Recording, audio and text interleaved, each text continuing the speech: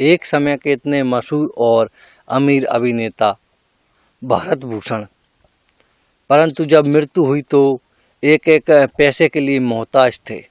नमस्कार दोस्तों, मैं प्रमोद राठौर स्वागत करता हूँ आपका टाल कॉप लाइव के इस वीडियो में। दोस्तों, आज के इस वीडियो में हम बात करने वाले हैं भारतीय फिल्मों के मशहूर अभिनेता भारत भूषण के बारे में। दोस्तों, भारत भूषण का जीवन परिचय शुरू करने से पहले मैं आपसे एक रिक्वेस्ट करना चाहूँगा, अगर आप इस चैनल पर पहली बार आएँ तो चैनल को सब्सक्राइब कर लें और बेल आइकन की घंटी को दबाकर ऑल के नोटिफिकेशन को सिलेक्ट कर लें, जिससे मैं जब भी कोई नया वीडियो लेके आऊँ तो इसका नोटिफिकेशन आप तक पहुँच सके और वीडियो को आप सबसे पहले देख सकें। तो चलिए वीडियो को शुरू करते हैं।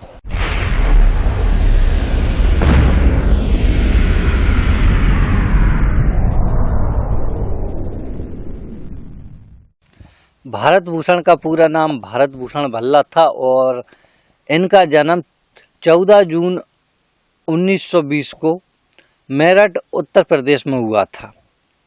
भारत भूषण के पिताजी का नाम राय बहादुर मोतीलाल भल्ला था और इनके पिताजी एक वकील थे। भारत भूषण का परिवार एक वैश्य परिवार था और भारत भूषण के जो परिवार में उनके एक भाई और थे। और भारत भूषण के जो दादाजी थे वो अलीगढ़ में रहा करते थे, परंतु जब भारत भूषण केवल 2 साल के थे तो उस समय उनकी माता का देहांत हो गया। इस कारण भारत भूषण को बचपन में अपने दादा के पास जाना पड़ा और दादा जो कि अलीगढ़ में रहते थे, तो भारत भूषण की जो शिक्षा थी वो अलीगढ़ से ही पूरी हुई। इनकी शिक्षा धर्म समाज कॉलेज से पूरी हुई जो कि अलीगढ़ में स्थित है। भारत भूषण के जो पिताजी थे राय बहादुर मोतीलाल भल्ला जी, वो चाहते थे कि भारत भूषण भी एक वकील बने और उनकी तरह ही एक नौकरी करें, परंतु अपने पिताजी की इच्छा के विरुद्ध भारत भूषण ने इस फिल्म लाइन में आने का निश्चय किया और उनकी पिताजी की इच्छा न होते हुए भी वो इस लाइन में आए। इस लाइन में आने के लिए भारत भूषण सबसे पहले तो कोलकाता गए, क्योंकि मैंने आपको एक वीडियो में बताया कि उस समय जो शुरुआत थी वो कोलकाता में ही हुई थी। तो भारत भूषण सबसे पहले कोलकाता गए और इसके बाद वो मुंबई आ गए। और बात करें भारत भूषण के विवाह की, तो इनका विवाह जो है वो मेरठ का एक प्रमुख जमींदार परिवार था जिसके मुखिया थे राय बहादुर बुद्ध प्रकाश जी। उनकी लड़की थी सरला, तो सरला से भारत भूषण का विवाह हुआ, परंतु 2 लड़कियों के जन्म के बाद ही सरला की मृत्यु हो गई। इस कारण भारत भूषण ने आगे चलकर एक विवाह और किया जो कि उस समय की अभिनेत्री रत्ना के साथ हुआ।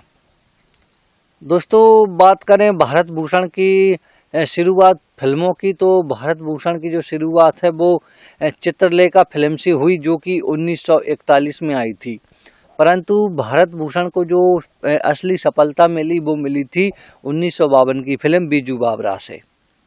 और बात करें भारत भूषण की अन्य फिल्मों की, तो भारत भूषण ने कई फिल्मों में काम किया था, परंतु उन्होंने जो मुख्य फिल्में थी उनके नाम मैं आपको बताता हूँ। उनमें चित्रलेखा 1941 में आई थी, इसके बाद थी भक्त कबीर जो कि 1942 में आई थी, इसके बाद थी किसी की याद जो कि 1950 में आई थी और इसके बाद थी बीजू बावरा जो कि 1952 में आई थी, और श्री चैतन्य प्रभु जो कि 1955 में आई थी, और बसंत बहार 1956 में आई थी, बरसात की रात 1960 में आई थी और नया कानून 1965 में आई थी। और बात करें आगे की फिल्मों की, तो कहानी किस्मत की 1973 में आई थी।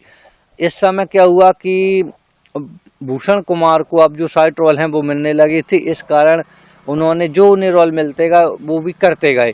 इस कारण उन्हें साइड के रोल में जो फिल्में थी वो हैं, तो खून पसीना जो कि 1977 में आई थी और शराबी जो कि 1984 में आई थी। इसके बाद थी काला धंधा गोरे लोग जो कि 1986 में आई थी, और इसके बाद थी तूफान जो कि 1989 में आई थी।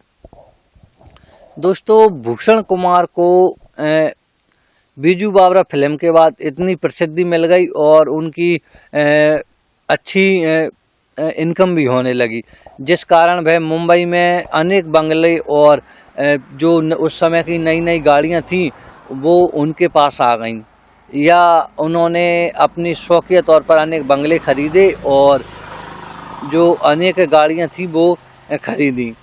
परंतु जब किस्मत साथ देती है तो इंसान हमेशा ऊपर चढ़ता जाता है, परंतु जब उसके खराब दिन आते हैं तो उसे नीचे आने में भी देर नहीं लगती। यही सब भारत भूषण के साथ भी हुआ। भारत भूषण के जो एक बड़े भाई थे वो पहले से ही फिल्म लाइन में ही थे, तो जब भारत भूषण की अच्छी इनकम हो गई तो उनके बड़े भाई ने कहा कि तुम अब फिल्मों का निर्माण करने लगो। तो अपने बड़े भाई की बात मानते हुए भूषण कुमार ने फिल्मों का निर्माण करना शुरू कर दिया। जब भारत भूषण ने फिल्मों का निर्माण शुरू किया तो उनकी कुछ फिल्में हिट हुई, तो उन्हें और एक हौसला मिला। तो इसी समय भारत भूषण के जो बड़े भाई थे उन्होंने कहा कि अब तुम मेरे लड़के को लेकर एक फिल्म बनाओ। तो दोस्तों अपने भाई के कहने पर उन्होंने अपने भाई के लड़के को लेकर फिल्मों का निर्माण किया, परंतु वो फिल्में असफल होती गईं। इस तरह उनकी एक के बाद एक फिल्में असफल होती गईं तो वो कर्जे में डूबते गए और धीरे धीरे इस कर्जे से निकलने के लिए उनके जो बंगले थे वो बेचते गए और उनकी जो महंगी महंगी गाड़ियां थीं वो भी बिक गईं। और जब वो अपने आखिरी समय में थे तो वो एक रोटी के लिए भी मोहताज हो गए थे, ये वो खुद भी कहते थे, यानी कि वो इतने बहुत ज़्यादा गरीब हालत में पहुंच चुके थे।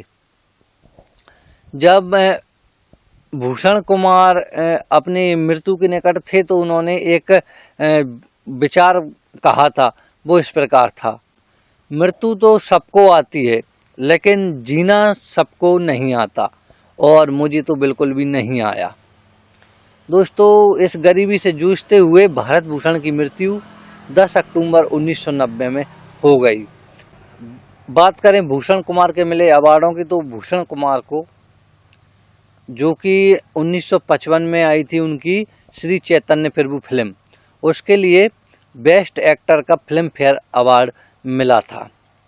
दोस्तों भूले बिसरे लोग की जो इन्फॉर्मेशन है, अगर आप और भी लोगों की देखना चाहते हैं तो चैनल को सब्सक्राइब कर लें, और पहले से भी हमारे अन्य वीडियो हैं आप उन्हें देख सकते हैं।